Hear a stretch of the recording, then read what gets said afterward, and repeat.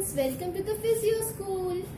Okay, so आज हम पढ़ेंगे हमारा नेक्स्ट टॉपिक जो कि है मसल फोर्सेस। ठीक है, तो पास के जितने भी टॉपिक्स हैं उनको अगर हम पढ़े तो उससे हमको एक चीज पता चली है, जो है देखिए हमें पता है कि हमारे पास हमारे जो दो बोन्स थे, सपोज करिए ये हमारी फीमर है, ये हमारा टीबिया है और ये बीच में नी जॉइंट बन रहा है। ठीक है, फिर हमने देखा था कि कैसे इसमें फ्लेक्शन मूवमेंट होती है। ठीक है, ऐसे इसको ऐसे देखते, फ्लेक्शन मूवमेंट होती है।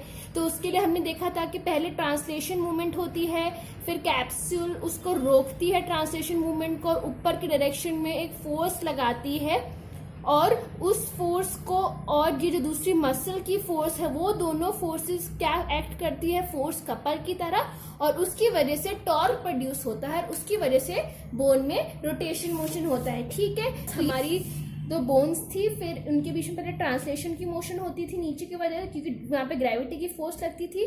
फिर जो कैप्सूल है उस ट्रांसलेशन को रोक देती थी, और फिर वो जो क्योंकि वो जितना फोर्स ग्रेविटी नीचे लगा रही थी उतना ही फोर्स ये कैप्सूल ऊपर लगाती है, और फिर बचे हुए मूवमेंट से हमारी जो मसल की मूवमेंट है यहाँ पे, उसकी मूवमेंट से यहाँ पे पूरा रोटेशन होता है। यहाँ मसल भी नीचे की डायरेक्शन में मूवमेंट लगाएगी तो ये कैप्सूल की मूवमेंट फोर्स एक, ये दूसरी मसल की फोर्स, ये दोनों फोर्स कपल की तरह बिहेव करेगी और पूरा रोटेशन का मूवमेंट होगा। तो ये अभी तक हमने देखा था। ठीक है, और हमने वो भी देखा था कि कैसे इक्विलिब्रियम प्रोड्यूस होगा उसके पूरे मूवमेंट के अंदर। ठीक है, वो भी हमने देखा था। ठीक है, तो आज अब हम मसल फोर्सेस को एड अप करेंगे कि मसल फोर्स आने के बाद क्या होता है। ठीक है, चलिए तो शुरू करते हैं। अगर आपको वीडियो पसंद आए तो प्लीज वीडियो को लाइक कीजिए, अपने फ्रेंड्स के साथ शेयर कीजिए और चैनल को सब्सक्राइब कीजिए। ठीक है, चलिए तो अब सपोज करिए ये हमारा एल्बो जॉइंट है, ये सपोज कीजिए ये हो गया हमारा, ये हमारी हो गई आर्म,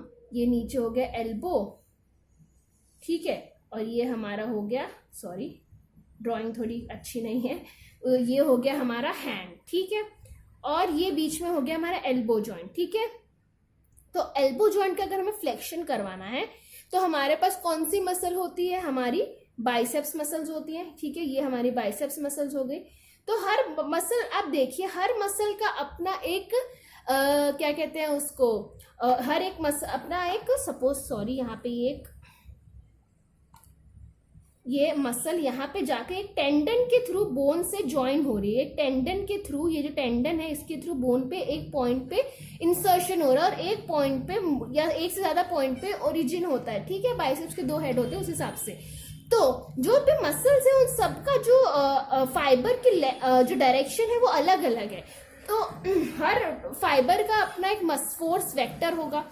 ठीक है, सपोज कीजिए ये वाला एक फाइबर है, ये वाली एक फाइबर है, इसको मैं रब कर देती हूँ, फिर बनाते हैं। ये एक फाइबर है तो इसका वेक्टर का डायरेक्शन ऐसा होगा, फिर ये वाले फाइबर का वेक्टर का डायरेक्शन ऐसा होगा। आप वेक्टर कभी टेढ़ा नहीं बना सकते। ठीक है, ये वेक्टर कभी टेढ़ा नहीं होगा। ये जो है, ये वाला जो मैंने एरो बनाया, ये मूवमेंट का एरो, ये वेक्टर नहीं है। ये वाला जो है ये मूवमेंट का एरो, ये वेक्टर नहीं है। वेक्टर हमेशा स्ट्रेट लाइन में बनाने। ठीक है, तो बहुत सारे मसल फाइबर है तो हर मसल फाइबर का अपना एक वेक्टर है। तो आप क्या करोगे, हम लोग कॉन्करेंट फोर्स सिस्टम यूज करके, जो कॉन्करेंट फोर्स सिस्टम है, ये हमारा अगर मसल है यहाँ पे एक पॉइंट से जॉइंट है और यहाँ से एक दूसरे पॉइंट से जॉइंट है, तो हर एक फोर्स का जो अपना वेक्टर होगा, अलग अलग फाइबर, हर एक फाइबर का अपना अपना जो वेक्टर होगा उसका हम एक कॉमन वेक्टर बीच में बना देंगे कॉन्करेंट फोर्स सिस्टम यूज करके, और वो हमारे पूरे मसल का फोर्स वेक्टर कहलाएगा। तो हमारा जो बाइसेप्स की जो मसल है उसका ये फोर्स वेक्टर मैंने टेंडन से ड्रॉ करके ये बना दिया। तो जितने भी फाइबर्स थे उनका अपना अपना वेक्टर था, उनके अपने अपने वेक्टर को सम करके मैंने कॉन्करेंट, वो क्वाड्रिलेटरल सिस्टम वाला हमने लास्ट वीडियो में पढ़ा था, ये क्वाड्रिलेटरल बनाएंगे, फिर क्वाड्रिलेटरल ऐसे करके फिर उसका जो डायगोनल होगा वो हमारा रिजल्टेंट वेक्टर होगा। तो उसके थ्रू मैंने एक रिजल्टेंट वेक्टर बना दिया। तो ये जो है ये रब कर देंगे तो जो हमारा बाइसेप्स होगा वो उसका रिजल्टेंट वेक्टर जो होगा, ये बीच में जो हमने बनाया है वो उसका रिजल्टेंट वेक्टर कहलाएगा, और उसको हम कहते हैं FMS, या that is muscle force vector.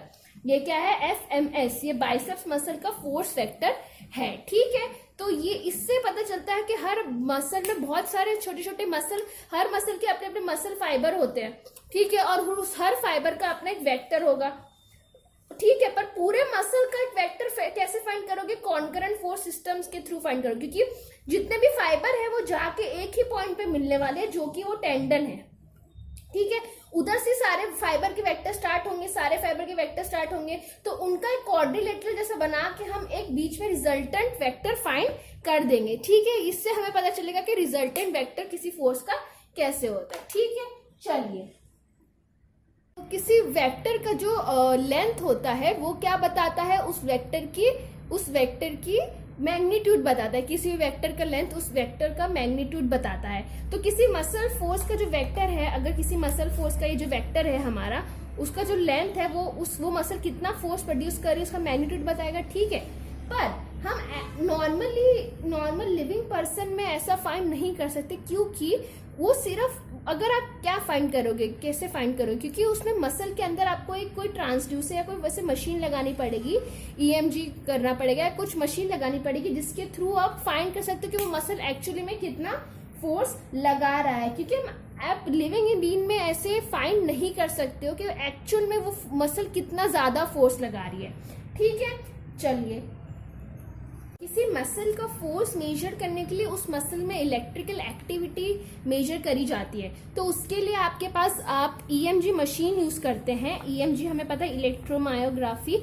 तो उसमें मसल की इलेक्ट्रिकल एक्टिविटी मेजर करते हैं और उससे पता चलता है कि मसल कितना फोर्स प्रोड्यूस कर रही है। पर ईएमजी इलेक्ट्रिकल एक्टिविटी प्रोड्यूस करती है और मीन्स फाइंड करती है, और वो किसके बेसिस पे फाइंड करती है? कितनी मोटर यूनिट है मसल के। मोटर यूनिट होता है, हम आगे के चैप्टर से पढ़ेंगे मोटर यूनिट, वो सब हमने फर्स्ट ईयर में भी पढ़ा है फिजियोलॉजी में। तो मोटर यूनिट जो मोटर न्यूरॉन्स होते हैं और जो नर्व्स जो मसल तक जाते हैं, वो पूरा एक मिला के एक मोटर यूनिट बनता है। ठीक है, तो वो मोटर यूनिट कितने रिक्रूट हो रहे हैं, वो सब एक्टिविटी वो मेजर करता है ईएमजी की मशीन, और बताता है कि इतना मसल फोर्स प्रोड्यूस हो रहा है। पर वो मसल फोर्स जो बताता है वो एब्सोल्यूट एकदम करेक्ट नहीं होता। क्यों? क्योंकि मसल की लेंथ पे भी डिपेंड करता है वो कितना फोर्स प्रोड्यूस करेगी। मतलब डिफरेंट अगर आप, ये हमारा एल्बो जॉइंट ये वाली पोजीशन में है, अगर सपोज कीजिए, चलिए मैं ये अपना रिस्ट जॉइंट में दिखाती हूँ, ये रिस्ट फ्लेक्सर्स है, तो ये वाली पोजीशन अलग है, ये वाली पोजीशन अलग है, ये अलग अलग पोजीशन में ये मसल की जो लेंथ है वो चेंज हो रही है, तो उस हिसाब से उसका फोर्स भी चेंज होता रहेगा। तो एब्सोल्यूट वैल्यू आप नहीं फाइंड कर सकते। प्लस इसके ऊपर और भी बहुत सारी फोर्सेस लग रही हैं।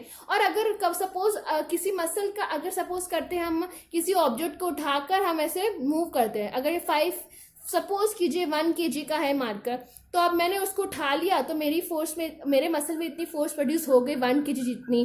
ठीक है, पर एक्चुअली में आप क्या मेजर कर रहे हो? जॉइंट में कितना टॉर्क प्रोड्यूस हो रहा है, एक्चुअली में वो मेजर होता है। डायनामोमीटर जो होते हैं, आप हैंड मतलब आप हाथ में ऐसे पकड़ते हो, फिर उसको आप ऐसे दबाते हो, तो फिर ऐसे उसके ऊपर ऐसे पॉइंटर पे दिखाता है कि कितना फोर्स प्रोड्यूस हुआ है। तो वो एक्चुअली में आपका टॉर्क मेजर करता है। मसल का एक्चुअल फोर्स मेजर करने के लिए मसल के अंदर कोई डिवाइस को, मसल के अंदर जो है किसी डिवाइस को आपको इम्प्लांट करना पड़ेगा, और उसी से थ्रू आपको पता चलेगा। ये जो हम अलग अलग टेक्निक्स यूज करते हैं, वेट्स यूज करते हैं फाइंड करने के लिए कितना फोर्स, वो एक्चुअली में मसल फोर्स नहीं है, हमारा मसल कितना टॉर्क प्रोड्यूस कर रहा है हमारे जॉइंट के ऊपर, वो फाइंड करता है। मतलब उसमें मोमेंट आर्म का भी यूज हो रहा है। अगर इस डायरेक्शन में मैं करूंगी तो अलग टॉर्क आएगा, इसमें करूंगी तो अलग टॉर्क। अगर कभी कभी ऐसे करके उठाना होगा तो ज्यादा फोर्स लगानी पड़ेगी। तो मतलब फोर्स तो बदलनी नहीं चाहिए मसल की। ठीक है, तो उसकी मतलब है कि वो टॉर्क जो प्रोड्यूस हो रहा है वो चेक कर रहे हैं। वो वेट्स यूज करते हैं या फिर आइसोकिनेटिक डिवाइसेस यूज होते हैं, ऐसे बहुत सारे डिवाइस यूज किए जाते हैं। तो उसके थ्रू हमको मसल की टॉर्क जो होती है वो प्रोड्यूस होती है, वो पता चलती है। ठीक है, और उसके साथ साथ हमारे जॉइंट पे बहुत सारी चीजें वर्क कर रही है, कैप्सूल्स होते हैं, लिगामेंट्स होते हैं, बहुत सारी चीजें होती है जो जॉइंट्स पे एक्ट करती हैं।